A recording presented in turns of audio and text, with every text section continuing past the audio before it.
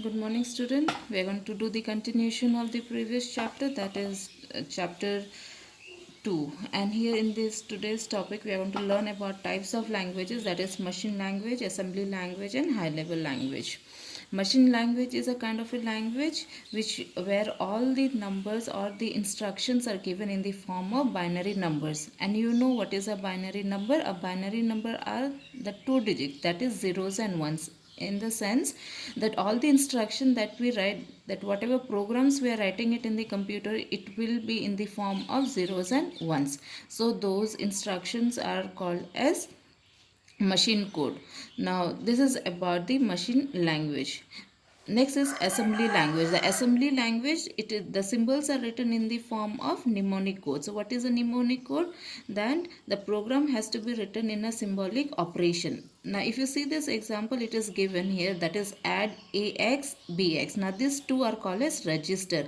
We are having two values, a and b values, which is supposed to be added. So this kind of functions, when we use add, sub, mul, when we use this kind of words, they are called as what? Mnemonic.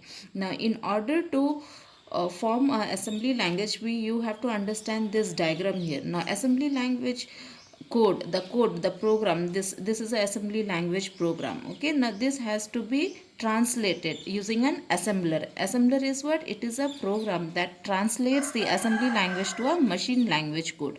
Machine language means what this thing also has to be converted zeros and ones. One thing please understand, that the computer understands only the binary code. It doesn't understand assembly language code like add, ax or bx. These words, individual word a, d, ax, bx, everything has to be converted to zeros and ones. So for converting, the assembler is doing that conversion work in assembly language. Next is your high level language. High level language is very simple and user friendly, means where we can easily write the program. Now if you have, nowadays we are writing Java programs. Now Java programs are, you are very used to write this kind of programs. It is easy to understand and you can easily write the programs. So only they are called as user friendly program, and they are independent, means this kind of programs can be executed in any of the operating system or any of the system. It does not depend on one particular